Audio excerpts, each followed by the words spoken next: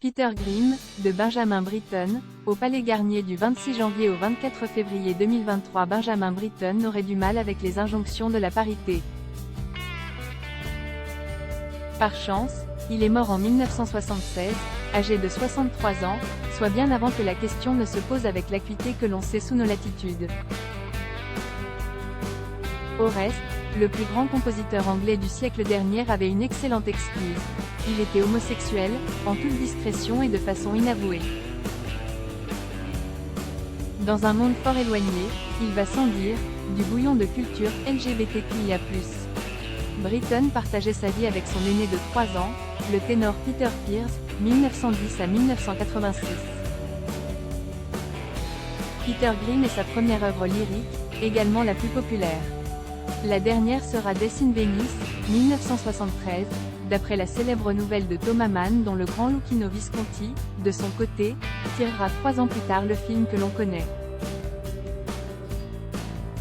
Mais The Turn of Screw, 1954, d'après le génialissime roman d'Henry James, est une autre merveille. Et que dire de Willie Budd, 1960, opéra chanté de part en part exclusivement par des voix masculines. Bref, Britten, objecteur de conscience et gay avant la lettre, qui s'exila aux États-Unis pour éviter de servir pendant la Seconde Guerre mondiale, n'obéit en rien au code, ni de son époque, ni a fortiori de la nôtre.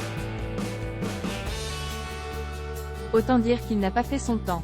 En 1944, au sortir du conflit, en 1961, la consécration de la cathédrale de Coventry, érigée en lieu et place de celle détruite en 1941 par les bombardements, inspirera d'ailleurs au compositeur un War Requiem bouleversant.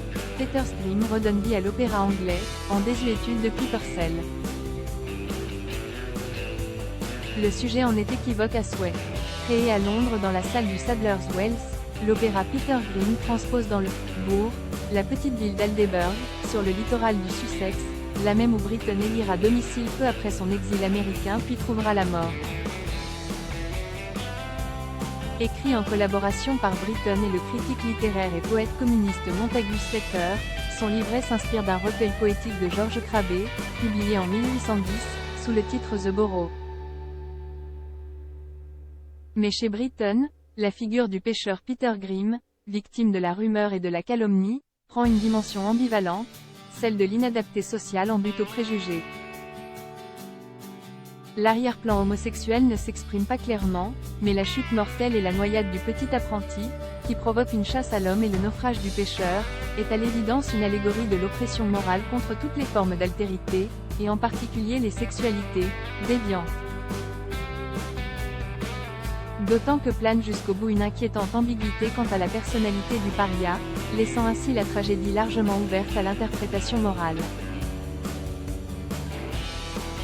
Créée au Teatro Real de Madrid et reprise l'année suivante au Royal Opera House de Londres, cette nouvelle production à l'Opéra Bastille, dans la très belle mise en scène de Deborah Warner, transpose l'action dans une Angleterre contemporaine, qui pourrait être celle de l'ère thatchérienne, avec ce sous-prolétariat en déphasage avec le peuple des petits bourgeois paupérisés, et la société des notables.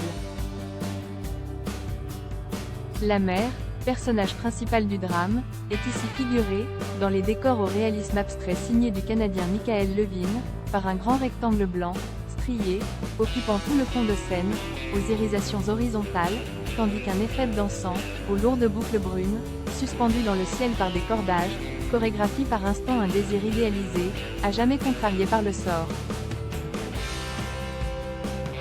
Si, dans le rôle de Peter Grimm fait merveille le ténor britannique Alan Clayton, la soprano suédoise Maria Bengtsson campe une Hélène, la fiancée malheureuse de Peter, qui manque un peu de puissance vocale dans les graves, en dépit d'un très beau timbre qui scintille dans les aigus. Une mention particulière à la mezzo Rosie Aldridge, dans le rôle de la méchante et ridicule Mrs.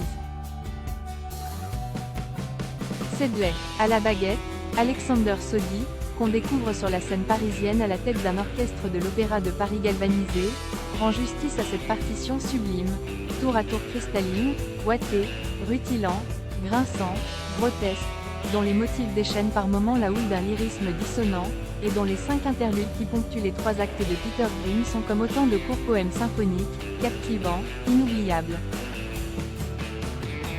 Peter Grimm.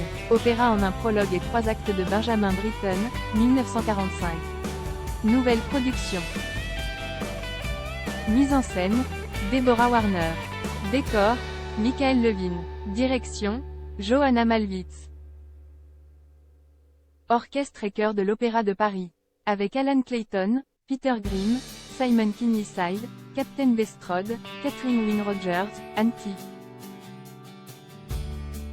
Palais Garnier, l'Étain, 4, 7, 11, 14, 24 février à 19h30. Les 29 janvier et 19 février à 14h30. À lire aussi. Du même auteur abonné, Le Trouvert, a trouvé sa prima donna, Anna Pirozzi l'amour à mort. Mise en scène mythique, Isolde sacrifiée Cendrillon volcanique.